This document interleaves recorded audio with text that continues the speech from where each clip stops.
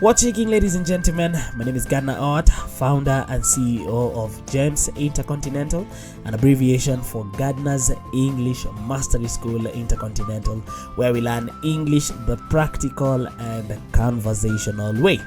Well, today I am back again with another exciting episode on shopping and customer interactions. To be very specific, I have prepared detailed slides on what to say when you are not satisfied with a particular product that you purchased at a shop or supermarket. Well, without wasting time, let's dive in. Excuse me, I'm sorry to bother you, but I'm not completely happy with this product.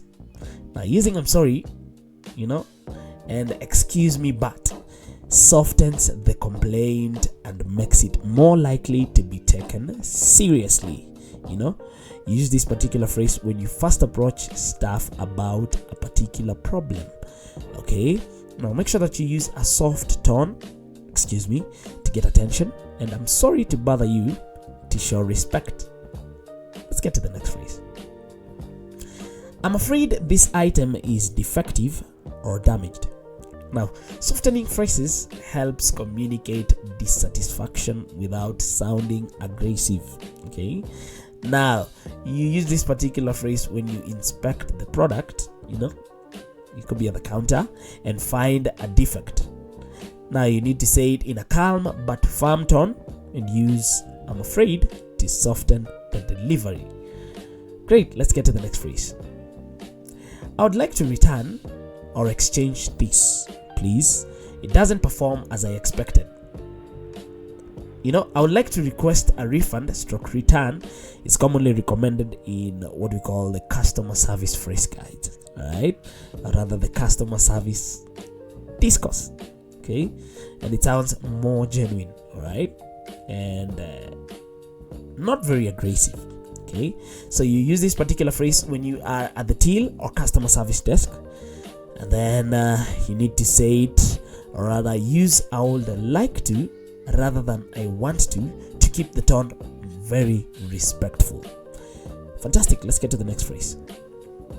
Could you help me resolve an issue with this product? Now, this particular phrase frames the interaction as a collaboration rather than confrontation, making it able to attain what we call constructive outcomes. Remember, you don't want to be confrontational. Okay, you want to find a quick solution for this issue, and of course you need to be very respectful, okay, so that you can be able to achieve constructive outcomes. Now, you say this particular phrase when you want the staff to help you rather than just complaining, and being full of what you call ATT. Right? Now, remember to use a polite, open, and cooperative tone. Make sure that you are cooperative, okay, so that you give this staff, all right, or rather this person on the other hand, as a good time, right? You don't give them a hard time to resolve this particular issue for you. Let's get to the next phrase. I think there's been a mistake. This isn't what was advertised. Now, being factual, a mistake, the word mistake, helps avoid sounding overly emotional. Okay, remember, that is not what we are looking at. That is not our target. All right, our target is actually to sound very sincere, number one, and then number two, express our dissatisfaction, okay, in a very calm way, so that we can achieve what we call constructive outcomes. So you say this particular phrase when the product doesn't match the description, the label, or the marketing, and mostly you get to use this particular phrase when you purchased an item online, all right, and you did not have a chance to interact with the item, firsthand, before purchasing it. So you need to use a gentle, factual tone. I think there's been a mistake, and then you give a brief explanation. Definitely, I think there's been a mistake. This machine is not working as advertised, right? Or rather, this is not what was advertised. Well, thank you. Let's get to the next phrase. I'm really disappointed. I expected better quality. Now, Acknowledging emotion, disappointed, helps to convey the seriousness of the issue, and you say this particular phrase when the product quality is lower than what you expected for the price or the brand. And remember, you need to use I am really disappointed to be honest but not accusatory, right? Remember, the end goal is to make sure that you have what we call constructive outcomes. Great. Let's get to the next phrase. Could you check if there is a replacement available for this item? It directly asks for a resolution and shows that you're willing to cooperate. Okay.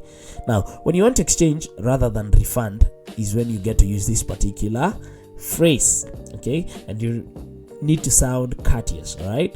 With could you and available, to show flexibility.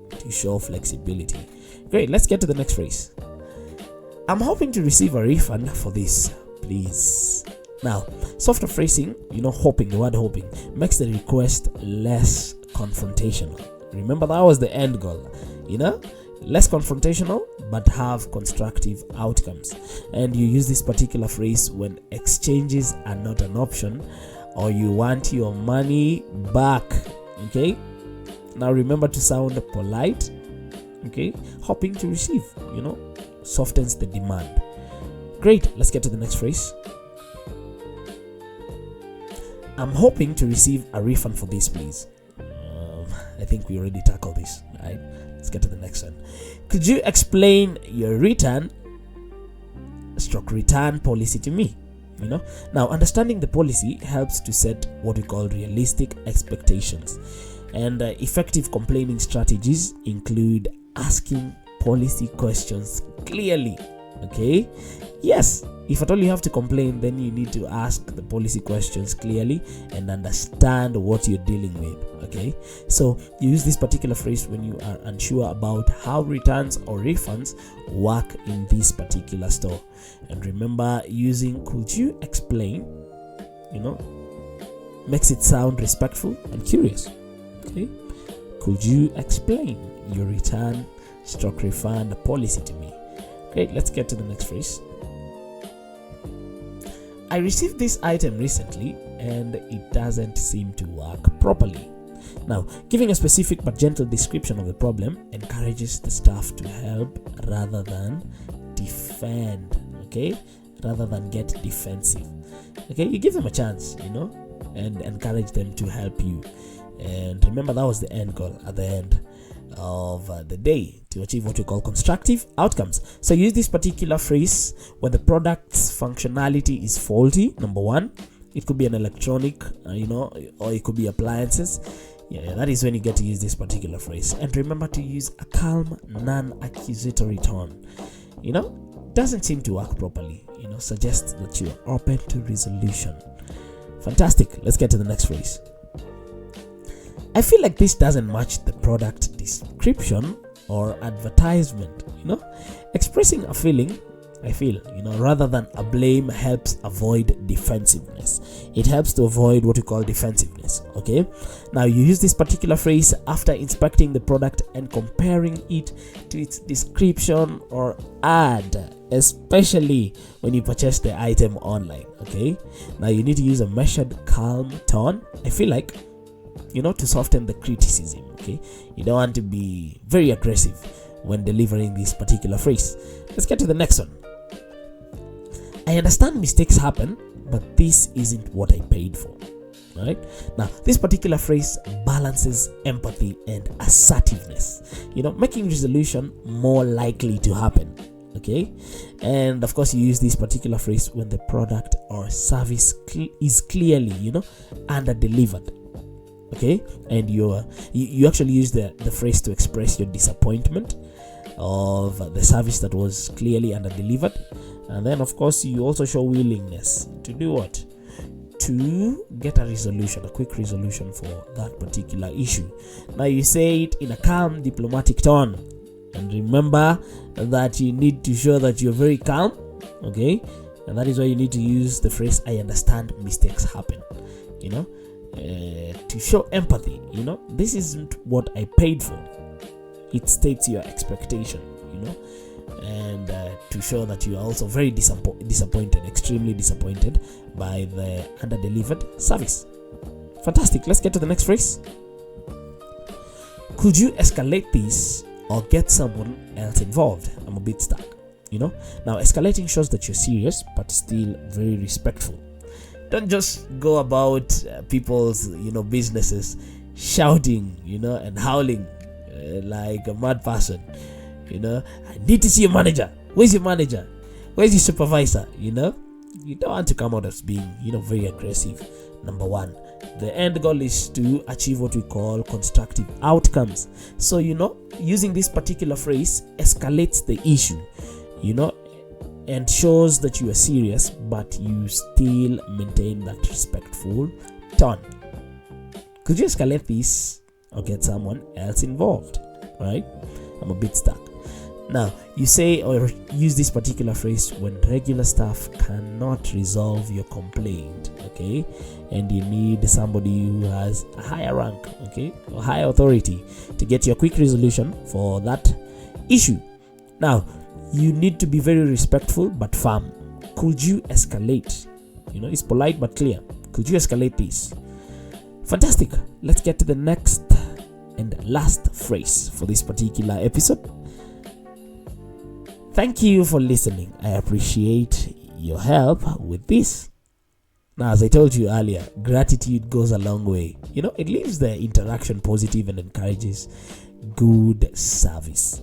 So after the staff has listened and hopefully offered a resolution at the very end, this is when you throw in this particular phrase. And remember to use a warm tone, eye contact, even person, and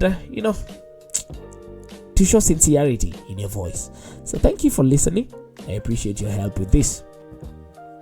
Make sure to use all these phrases that I have outlined for you in this particular episode whenever you are out there doing your shopping, or interacting with different stuff in different stores out there.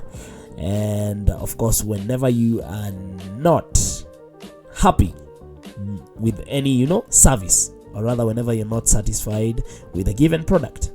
Okay, well, ladies and gentlemen, that brings us to the very end of this particular episode. It's been an absolute pleasure hosting you till the very end. Remember, this is GEMS Intercontinental, an abbreviation for Gardner's English Mastery School.